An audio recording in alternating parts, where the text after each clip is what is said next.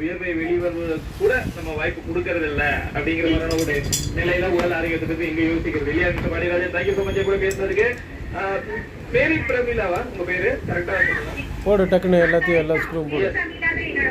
Very good மேரி பிரமிளா. சொல்லுங்க, உடல் ஆரோக்கியத்தின் மீது அக்கறை இருக்கிறதா நமக்கு இல்லையா? இருக்குங்க. சம்டைம்ஸ் இல்லைங்க. இந்த சம்டைம்ஸ் எப்படி சாப்பிடும் போது அக்கறை மைண்ட்லயே வர மாட்டேங்குது, சாப்பிட்டதுக்கு அப்புறம் அடடா சாப்பிட்டுமே அக்கறை வேணுமே அப்படின்னு தோணுதா? எப்படி அது?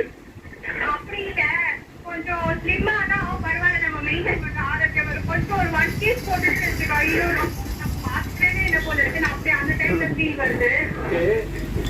அப்ப அந்த டைம் ஒரு அடி ஒரு 10 days ஒரு 40 அதுக்காக நான் ரெகுலர் எடுக்கும்போது நல்லா இருக்கு. அதுக்கப்புறம் மறுபடியும் எங்க அது பிரேக் ஆகுது? இப்ப 10 days 15 days நீங்க ஸ்டெப் எடுக்கிறேன்றீங்க, குட். எங்க அது பிரேக் ஆகுது? எங்க பிரேக் ஆகுதுன்னா வேலைனாலயா? எதனால பிரேக் ஆகுது? சோம்பேறித்தனத்துலயா?